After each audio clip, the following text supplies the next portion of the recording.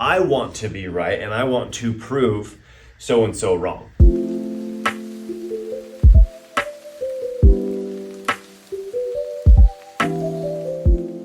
So negotiating. Yeah, so I've been saying this more and more, and it becomes more and more true every day. Negotiate so your client wins, or negotiate so the other side wins. Too often, we will want to win.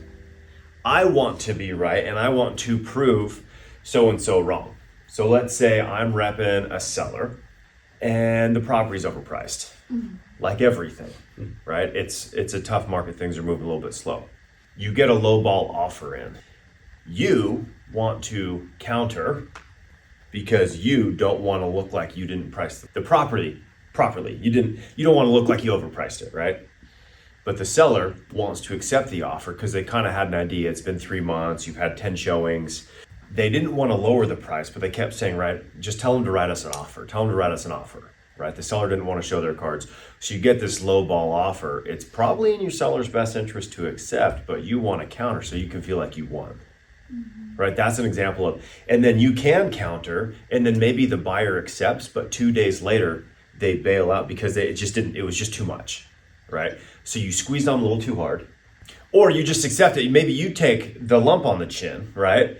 But you get it done for the buyer and you get it done for your client. Another example, this is like repairs, right? When you're negotiating repairs, there will be times where it's a really nice house, but the buyer agent wants a win, right? And they're like, hey, let's see if we can get another $5,000 out of this seller. And you're repping the seller. And you get this stupid addendum in. The seller's like, hey, I'm good with it, just whatever. But then you feel like you're losing because that agent just gigged your client for another $5,000 when it's completely unnecessary. We had this, they wanted some electrical work done. It was probably $1,000 worth of electrical work. The buyer wanted $4,000 for it. And it was like, okay, talk to the sellers like, hey, this is $1,000 worth of work, but let's let these guys have a little win, because in this situation, they actually paid over asking for the house. And if we grind on these guys, maybe they back out because we didn't give them what they wanted. We end up going back on market and selling the home for less money and still have to deal with the electrical issues later. So after, like, at first they were like, no, we're not gonna let them win like that. It's only $1,000. We'll pay $1,000, that's it. By the time it all shook out, it made more sense just to let the buyer agent and let the buyer win. Give them a few grand. They already paid, I think they paid like $12,000 over asking. And the next highest offer was like $2,000 over asking. So we got this $10,000 delta between the next best offer. And that guy's probably gone anyways, because in this price point, there's a lot of stuff moving. So we gave those people the win. They're happy. And then our client still got to win because they got more. So by making the other side win, you can win. Because in this world, and in most, you don't win until the sale closes, until the money transfers. This is an example of me doing something stupid. I had one where we had a bunch of repairs. Let's say it was a $500,000 agreement, and they said, hey, we want to take $20,000 or $25,000 off the price, and we'll deal with this. We want you to fix these few things. They wrote this big long-winded addendum, which was, we want some money off the transaction. And then right below it, they said purchase price to be this. So they asked for 25 off, but then they said purchase price to be 2,000 less than what they wanted. So they had said, and in conclusion to our 3-paragraph thing, we see a $20,000 issue here on top of like the 10 things we want. Make sense? But then they wrote purchase price to be $498. So it was only $2,000. And I'm like, these guys are idiots. We'll sign it. Because when you sign an agreement on repairs, the inspection period automatically ends. The buyer can no longer terminate based on the inspections. So if I was not trying to win, I would have said, hey, I think you made a mistake. You had mentioned you want 20 G's off the purchase price, but you only asked for 2. Now, mind you, this is signed by the buyer. So the buyer, by signing it, they've acknowledged that they've read it and they understand it and they're going to move forward with it. But these people were kind of crazy, so I'm like, fine, whatever. So we just inked it. And then 2 days later, the buyer backed out after they figured out what they had done. So we won, But because they lost, they just backed out on another contingency. There's multiple ways to get out of a deal. You've got inspection, which is one of the first. You have seller's disclosures, which only starts when they receive the disclosures. You have a lead-based paint contingency. You have title report contingency. You have an appraisal contingency. You have financing. So there's all these reasons, right? So we won, we locked him in. Ha! Gotcha, right? But then we went, well, we just screwed ourselves and we just want to do this then, and we're backing out on the appraisal contingency. So we won in the moment, and then because we made the buyer lose, we lost that sale, and that property still hasn't sold. I've been doing it for a long time, and I have, you would call it like altitude. I do a lot of deals, a lot of people know who I am. So there's situations where someone that's perceived, right? Like Autumn's my partner, we're on the same level here.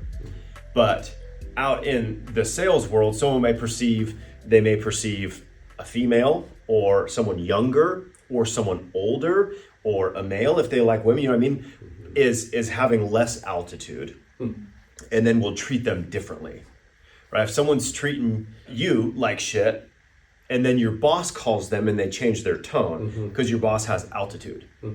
So on some of these deals, I'm flying with altitude, so I can kind of say, hey, we don't do this, or we don't talk like that, or that doesn't fly here.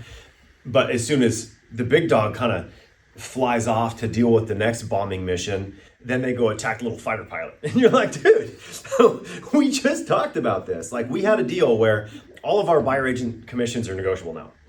So we erase them from the multiple listing service, and it has to be negotiated. So we had this deal come in. These people wrote, I think, 3 times on one of our listings. First time the buyer agent wanted 2.5, the seller was only willing to pay 2, which is how it's supposed to be in negotiation. We don't put together the deal. They come back, the buyer agent wants 2.5, the seller's only willing to pay 2. We don't come together. And then I fly in my little B-2 bomber. Hey man, why are we killing a deal over a few $1,000? $800,000 house, 0.5%, it's $4,000. Okay, like, let's not kill your $800,000 sale over $4,000. Okay, I will pay that agent 2.5 if they write another offer. So they write another offer, and the agent asks for their 2.5. I'm out of town. I think I'm getting PTSD. I know, poor Autumn. Because I'm Adam Rutledge and she's Autumn Reynolds, so we're AR squared. So if I leave, then it's just her problem. So I'm out. I think I was on a camping trip with no cell service at Indian Mary Park. And this dude's like, I'm only going to pay 2. I'm like, him and I had just had a discussion. I think he even texted to me, I'll pay this person 2.5 if they write us another offer. It was a cash deal. All I had to do was DocuSign. It was, yes. So it was all the same terms as the second offer, right? First is rejected. Second is rejected over commission. They come back with a third. That's exactly what the second was after he verbally told me he would do it. And then, nope, he pushes on it again. Autumn's like, the guy won't listen to me. Blows his thing up. I get back into town, call him. He's like, yeah, that was dumb. I talked to my son, and yeah, we shouldn't have done that. You think they'll come back? I said, no, man, they're gone. They're out. We ended up selling it later for a very similar deal, but it was 2.5 months later. So now there's more mortgage payments that have been made, more property taxes, more maintenance. So that's like an example of where sometimes that'll happen with like this altitude thing, for better or for worse. The intelligent people, they stay what's called between the lines, right? You don't crash into oncoming traffic. You don't rear end people. You don't end up in the ditch. So when your emotions start getting out of control, just imagine yourself going off the road. You know, maybe it's just into a field and it gets really bumpy and you run through a barbed wire fence, or maybe it's a cliff, depending on the deal. So keeping your emotions in check is kind of one of the number one things in this business, because it gets kind of wild. A lot of money, stressful. They say buying a house, building a house, and getting divorced are some of the most stressful things that people encounter. And typically, unless they own airplanes and yachts, the home purchase and the home sale is the largest transaction of their lives, right? So then with this comes emotion, especially with people's homes, right? Investment properties are different because it's about the numbers more. But when it's your home, there's a lot built into that. When you're selling your home that you and your wife raised your kids in and you hand seeded the lawn and you did all the repairs yourself over the past 20 years, and the home inspector comes in and says, whoever did this work is a moron and doesn't know what they're doing, right? And it's true. Like, I'll look at stuff, they're like, oh yeah, I remodeled the kitchen. I'm like, oh, I couldn't tell. Oh my God, right? He's just like, did you actually fill in the cabinets with caulking? Yeah, I used 300 tubes of it in a butter knife. Right? And then the buyers come in and say, hey, we love the house, but that kitchen looks like shit. And you're like, hey, DIY master, man, feedback's consistently been, it looks like whoever did the kitchen wasn't all there upstairs. So we're going to have to get some new whatever or negotiate it. And then the emotions skyrocket, right? And then the intelligence goes out the window. So that's when we just kind of let them vent. But as long as we're being honest and we're being factual, you can't stop the truth. You can't fight the truth. You just get in trouble when you lie or when you're dishonest. If you don't tell them, right, that's like our duty. If we don't tell them the truth, the client, then it's an issue. So you have a time objection, stall, time and stall basically? Yeah, like, oh, we want to wait. Interest rates are supposed to go down. Let's see if they go down more. And then everybody wants to wait until the spring and after the election. Well, first you acknowledge it. So what is one? So I want to wait until after the election and for spring when there's more buyers on the market. Okay, Autumn. So what about the election is going to affect the sale of your home? I think a lot of the buyers are waiting to see who goes into office and what they're going to do with interest rates. Can I be honest with you for a second? Buyers are going to buy right now when they see a good deal. They don't care about who's going into office. Who's going into office, like, what is it, November 5th? Nothing's changed on November 6th. The president gets installed in January, and nothing changes immediately then either. So there's no point in waiting. If you think something's going to change with the election, that's just not true. We have never really seen that affect home prices. So if you want to sell, the best time to sell is now, because we don't know what the future holds. And if you're, you need to remodel your house or something, that's fine, but we never try to time the market. We just can't. And then can I talk about spring real quick? So I'm just going to put an X on election because that's just kind of a fallacy. As far as spring goes, the problem with spring is there's a lot more homes on the market as well. You're going to be in the wash, especially in your price point. Your home's not going to be found nearly as easy because that's when everyone thinks they should put their home on the market. But right now you can actually stand out, and as long as we have it priced right, there's a good chance that you sell for more money because you have less competition. So in the spring you're going to have way more competition, and your price is going to be the same as it is today, unless interest rates go to 3%. But we know that's not going to happen. Maybe it's 6.25% by then, but these things don't happen overnight.